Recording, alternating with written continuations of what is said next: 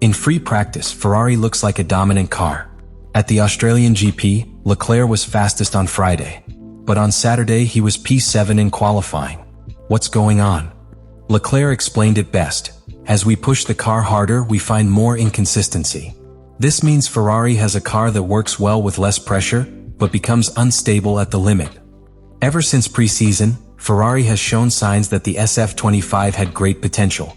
In free practice for the first few races, the times reflected a competitive car, capable of leading sessions and generating optimism within the team and among the fans. However, every time the moment of truth arrived in qualifying, performance plummeted for no apparent reason. The most obvious case was the Australian Grand Prix. Charles Leclerc finished fastest in Friday practice, leaving Ferrari in an enviable position heading into Saturday. But when qualifying came around, the car didn't respond in the same way. He finished in an unexpected 7th place, losing almost half a second compared to his best time from the previous day. After the session, Leclerc explained what happened. In the early stages of qualifying, the car seemed to be at an acceptable level.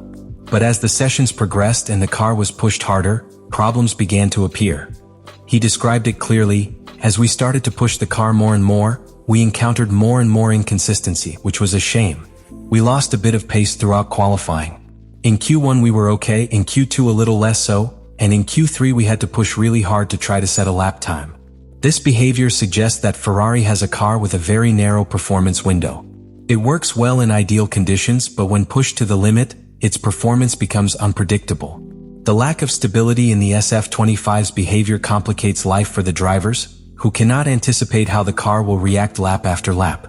The team's telemetry revealed a worrying pattern. While the SF-25 managed to maintain competitive times on long runs, it suffered abrupt drops in performance on fast laps. The tires didn't reach optimal temperature in the first sector, but then overheated in the last, forcing the drivers to deal with a loss of grip just when they needed it most. This phenomenon isn't exclusive to a single race. In other qualifying sessions, the inconsistency has been evident, affecting both Leclerc and Hamilton. In less demanding conditions, the car appears competitive, but when pushed to the limit in qualifying, the problems are magnified. The contrast with other teams is evident. McLaren and Red Bull have managed to configure cars that maintain predictable behavior regardless of the qualifying phase. Their cars allow drivers to attack in Q3 with the confidence that the car's response will be the same lap after lap. Ferrari, on the other hand, continues to deal with a car that changes personality throughout the weekend, complicating the task of optimizing performance when it really matters. One of the biggest challenges Ferrari faces with the SF-25 in qualifying is the inconsistency in tire thermal management. During the 2024 season, the team struggled to warm the tires to the optimal temperature in a single lap, which affected its performance in the early stages of qualifying. For 2025, suspension changes and aerodynamic modifications were expected to address this weakness, but instead of improving the situation, the opposite problem has emerged: overheating in the final sector of the lap. This behavior was evident at the Australian Grand Prix, where Charles Leclerc explained that tire thermal degradation severely affected his qualifying performance. In his words, "In the last sector, the tires were overheating too much." This suggests that, although Ferrari has managed to reach optimal tire temperature more quickly than on the SF-24, it now faces a critical problem of excess heat in the compounds, causing a loss of grip in the decisive moments of the lap. Tire overheating in qualifying is particularly problematic because it affects the car's stability and handling in high-speed corners. When tire temperatures exceed the optimal operating window, the compound begins to lose grip, generating understeer at the front or oversteer at the rear. This means that as the Ferrari drivers reach the final sectors of the lap, they find themselves with a car that becomes more difficult to control and does not respond predictably. The design of the SF-25 appears to be contributing to this problem. The new pull rod suspension was introduced with the intention of helping to better manage tire temperatures, but data indicates that the system has not yet been fully optimized. In theory, the weight distribution and chassis behavior should allow heat to dissipate more evenly throughout the lap, but the reality has been different. Team telemetry has revealed that the SF-25's tire thermal wear is more aggressive compared to its direct rivals. While cars like the McLaren maintain a more stable temperature window throughout the lap, the Ferrari experiences temperature spikes in key sectors, forcing drivers to modify their driving style to compensate for the loss of grip.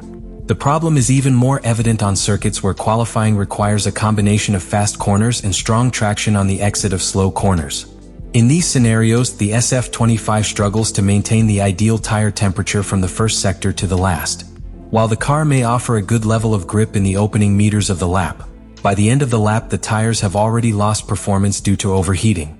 In contrast, teams that have achieved more efficient thermal management, such as Red Bull and McLaren, can fully exploit tire performance throughout the qualifying lap.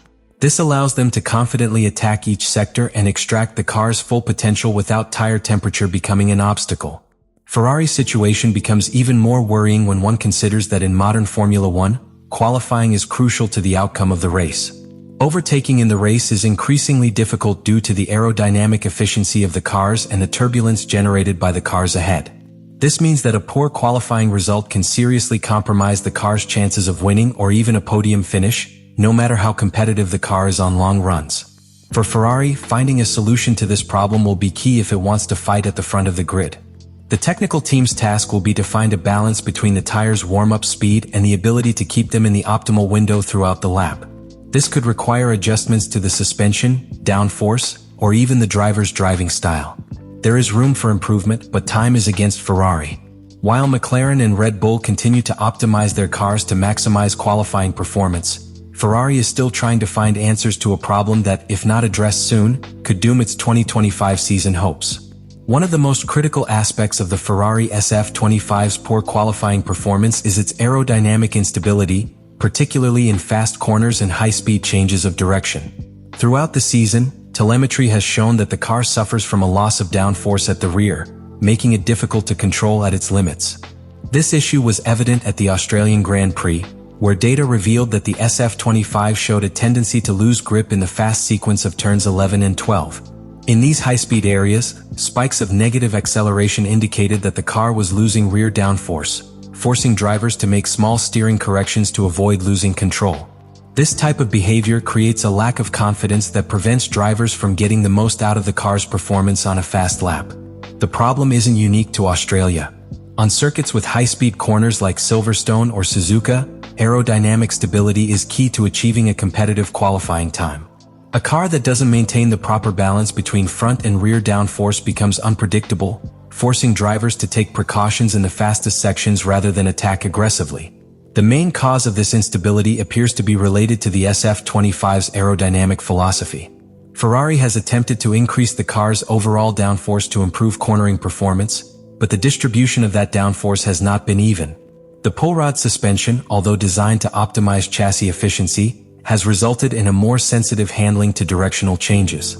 This has led to a greater tendency for the car to lose stability when drivers attempt to change direction quickly.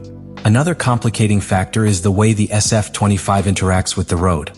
In the era of ground effect cars, aerodynamic stability depends largely on the car's ability to maintain a constant height above the ground. Teams like Red Bull have mastered this area with efficient floor designs that minimize downforce loss at different stages of the lap. Ferrari, on the other hand, has struggled to maintain a stable airflow under the car, causing fluctuations in downforce and varying the SF-25's handling from corner to corner.